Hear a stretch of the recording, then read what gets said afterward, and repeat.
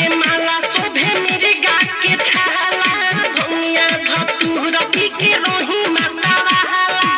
केहू शिव शंभु कहे केहू बड़ फानी हे भोले दानी राउर महिमा बखानी माथे पर चंदा जाता बहे गंगा पानी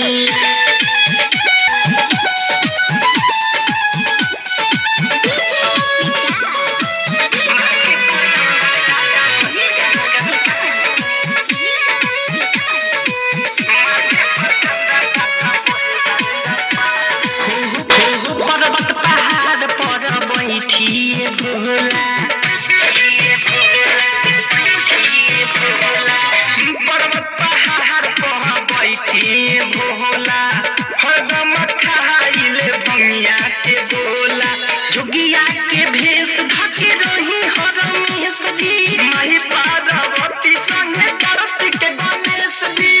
सबका दूर रहुए करी पहरे सहनी पार्वती संगे कार्तिक गणेश जी सबका दूर रहुए करी पहरे सहनी हे भोले दानी राउर महिमा बखानी माथे पर चंदा जाता बहे गंगा पानी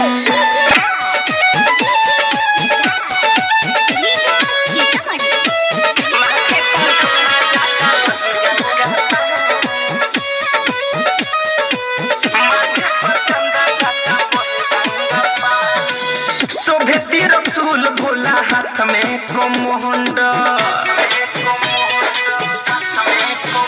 हो शोभे त्रिशूल भोला हाथ में कमंडल बड़ा निक लागे भोला कनवा में कुंडल मिठू कुंद के पूरा करब याद महन हो धरे कंधनंजन पर राखब ध्यान हो कनिचा कृष्ण राउर लिखले कहानी हे भोले दानी राउर महिमा बखानी माथे पर चंदा जाता बहे गंगा पानी